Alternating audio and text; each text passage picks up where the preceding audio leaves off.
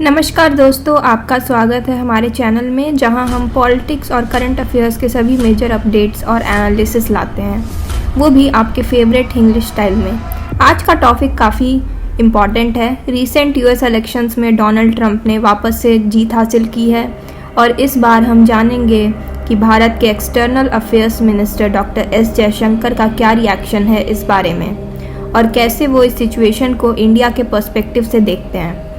तो पहले तो आपको बता दूं कि जयशंकर जी के व्यूज़ बहुत ही प्रैक्टिकल और स्ट्रैटेजिक होते हैं। यूएस इंडिया रिलेशन के मामले में उनका फोकस प्राइमरीली इंडिया फर्स्ट पे होता है और वो फॉरेन पॉलिसी में बायलैटरल रिलेशनशिप को बहुत ही श्रूडली अप्रोच करते हैं।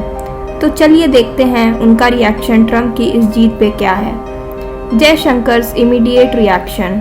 दोस्तों, पहली चीज़ तो ये कि जयशंकर जी हमेशा माइंडफुल रहते हैं किसी भी इंटरनेशनल डेवलपमेंट को लेके।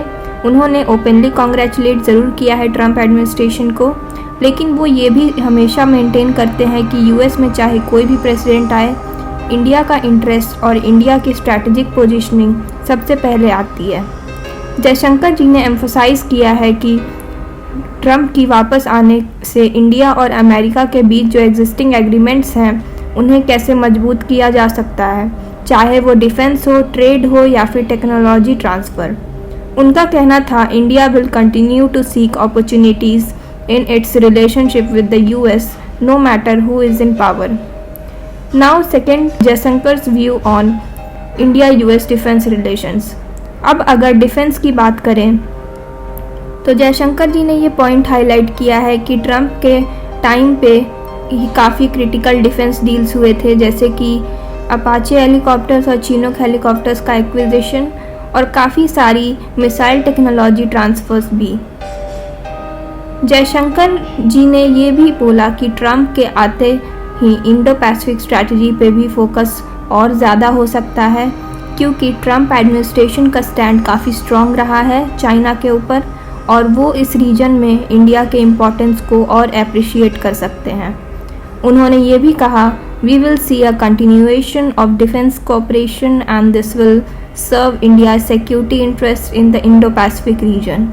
तो ये क्लियर है कि जयशंकर जी इस डेवलपमेंट को इंडिया की डिफेंस के पर्सपेक्टिव से बहुत ही पॉजिटिव लाइट में देख रहे हैं। Jaishankar on trade relations. Trade relations पे जयशंकर जी काफ़ी कॉशियसली ऑप्टिमिस्टिक हैं।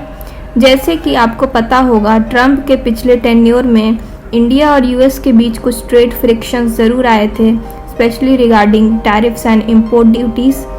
लेकिन जयशंकर जी का कहना है कि अब की बार ट्रंप एडमिनिस्ट्रेशन से एक्सपेक्टेशन है कि वो फेयर एंड रेसिप्रोकल ट्रेड पे फोकस करेंगे और इस एरिया में इम्प्रूवमेंट लाया जाएगा। जयशंकर जी ने कहा, our goal is to find a win win approach to trade where both nations can benefit equally. Next is Jaishankar's view on Indian diaspora and H-1B visa. अब आते हैं एक ऐसे पॉइंट पे जो हम सब के लिए काफ़ी रेलेवेंट है, H-1B वीज़ा पॉलिसीज़ और इंडियन डायस्पोरा।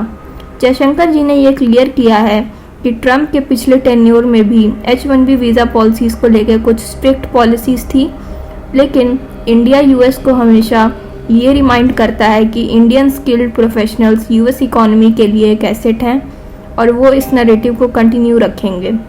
उनका कहना था, our people are our strength and we will continue to advocate for fair and balanced visa policies. तो दोस्तों, ये थी जयशंकर जी की व्यूज़, कुछ की पॉइंट्स और उनका बैलेंस्ड अप्रोच ट्रंप की जीत को लेके। जैसे हमने देखा, वो डिफेंस में अपॉर्चुनिटीज़ को पॉजिटिव तरीके से देख रहे हैं, ट्रेड में कॉशियस ऑप्टिमिज्म है और इंडियन डायस्पोरा के इश्यूज़ को एड्रेस करने का उनका क्लियर फोकस है।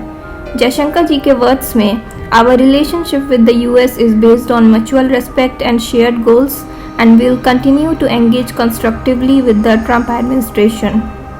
तो दोस्तों, आपको क्या लगता है, क्या जयशंकर जी की अप्रोच सही है? क्या ट्रंप की जीत इंडिया के लिए बेनिफिशियल होगी? कमेंट्स में ज़रूर बताएं और अगर आपको ये वीडियो पसंद आई हो तो लाइक और शेयर करना ना भूलें। स्टे ट्यून्ड और मिलते हैं नेक्स्ट वीडियो में एक और इंटरेस्टिंग टॉपिक के साथ। धन्यवाद।